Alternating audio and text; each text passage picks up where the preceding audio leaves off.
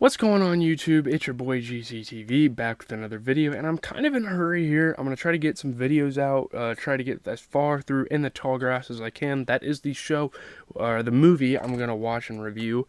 I'm on a tear this week. I was wanting to watch a lot of movies, and here we are. We're watching quite a bit of them. So yeah, I have to work here in an hour 15, so I'm just gonna get a couple videos out, go try to watch as much of a movie as I can. I'm getting New Music Friday kind of wrapped up. I'm trying to listen to that as well, and we're gonna have the Metro Boomin album review up next. So let's just get into this. I'm gonna very briefly summarize the episode. So Dexter talks about how trusting kids are like buying don't are how trusting kids are while buying donuts, and it's one of these little monologues that the show has been so legendary for and so iconic for. Deborah is angry at Dexter because he left for 5 days during the Doomsday Killer investigation, and there's kind of some things going on in the relationship. I'm sorry if I sound like I'm rushing, where like they've lost trust in each other as siblings, and it's gotten kind of bad in their relationship, and you gotta feel for Deborah because she just wants to know what the hell is happening with Dexter, and he's not willing to tell her. Travis finds Geller waiting for him by his sister's trash can. And yeah, he's still following Travis. Like, God's vision isn't going to let God's vision won't let this relationship falter between these two guys. And he's not going to leave him alone. So Dexter attends Sam's memorial service on Biscayne Bay Beach with Diego spreading his ashes over the water, like the exact waters where he used to, like, baptize people, so it's pretty much like a little memoriam, and it was really sweet. Yeah, Sam got shot and got blood on the Bible, and the Bible was given to Dexter as a gift because Dexter later on in Sam's life meant a lot to him. Dexter pays Travis a visit at the museum and asks why he let Holly go. Like, what were his motives? He knows about Holly Benson, and he kind of he's like, I'm a good guy, I don't want to get like tangled up into this anymore. It's kind of what Travis says. It's like the MO pretty much of what he says. Dexter and Masuka help piece together what happened to a high-priced call girl who apparently OD'd and then hit her head, and that's like a pretty much completely separate crime scene. Obviously, they're still a part of Miami Metro Homicide, so like they can't just like focus on the Doomsday killings all the time. Deborah tells the department that she needs them on the ball. Like LaGuerta's been yelling at her, and that's not, she doesn't tell the group that, but that's kind of what has been motivating her to like get the group riled up. Like, come on, we got to get going. Quinn is turned down when he invites Angel to opening night at a gentleman's club. You know, he's kind of looking for love ever since he left Dexter. He just wants to fuck a bunch of women, and Batista's not going to be a part of him like just going downhill. Jamie drops by the station with Harrison to see Lewis, and Angel isn't thrilled. I mean, she kind of used this excuse like, oh, the kid wanted to see her daddy. And then here comes Lewis, and obviously Batista hasn't quite eased up to this guy quite yet. You know, I mean, Lewis seems like a good guy, but Batista's not gonna be won over so easily. Dexter goes through Sam's Bible looking for answers, like, on everything, like not just like a single situation, you know, with brother Sam, not just, you know, the whole, I mean, there's a lot going on here. They're kind of just throwing shit at a wall, and quite a bit of these storylines have stuck, you know.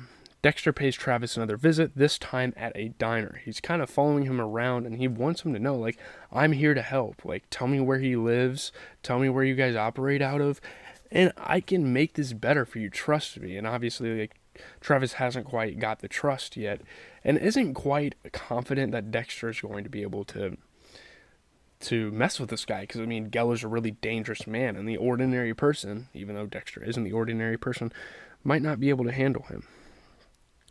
Deborah knocks on Lisa's door looking for Travis, but he's not there. I mean, obviously Travis Marshall, we saw in the paper last episode, he was one of the 200 former students that is possibly still in touch with Professor Geller, and all 200 of these guys, as of now, until they pinpoint someone, is a suspect, as an accomplice.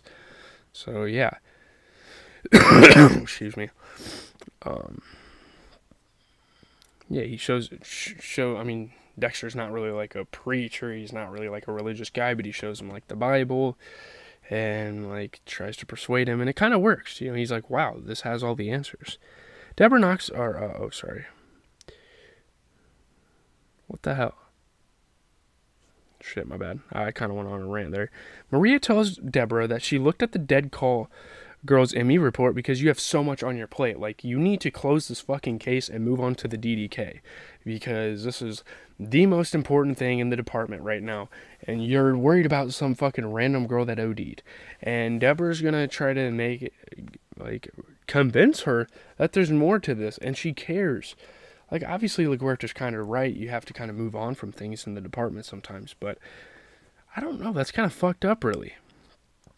Geller sneaks up on Travis outside Lisa's school and knocks him unconscious with a shovel. And obviously, Travis vouched to protect his sister.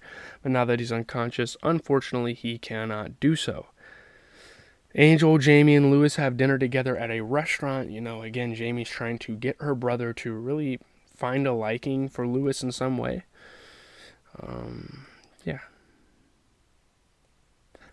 Dexter's blood report makes note of another person being present when Jessica died, and Deborah's going to use this against LaGuerta to kind of prove her wrong. Because she fucking hates LaGuerta, and a lot of Dexter audiences, including myself, do too. Like, she's a fucking shitty person. She really is, man. You know?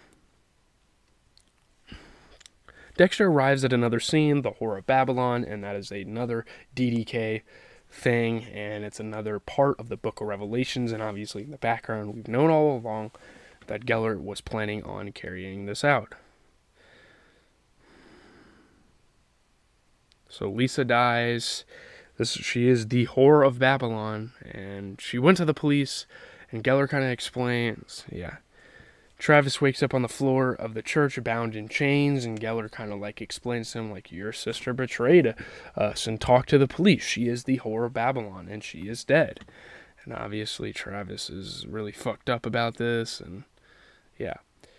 Travis isn't going to have a change of heart because he killed his sister. I don't know what the hell that's supposed to be.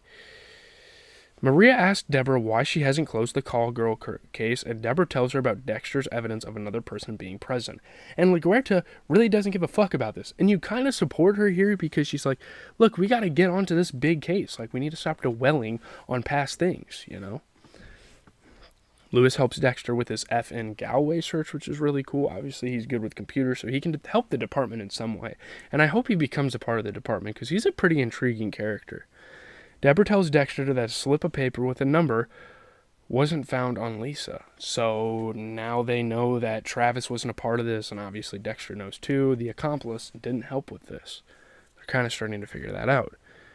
Deborah meets with the therapist and talks about her brother and why she feels he doesn't treat her well, finally being kind of confessional as to like where the relationship is. Like, yeah, I mean, Dexter leaves her in the dark about a lot of things now, and it hasn't really become prevalent until now.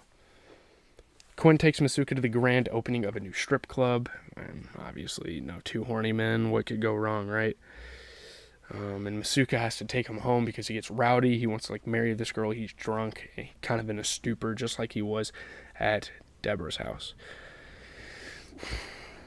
Dexter locates Father Galway at a retirement home to kind of talk about him about his church and the origins, and if he knows Professor Geller, and this Father Galway guy's extremely has extreme dementia, and he can't remember a fucking thing.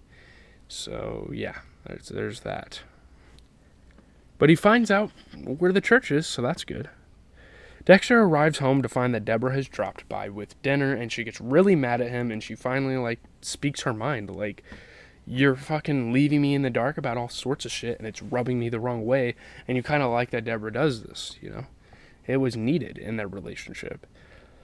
Geller burns Travis with white-hot rebar to help get the demons out of your head.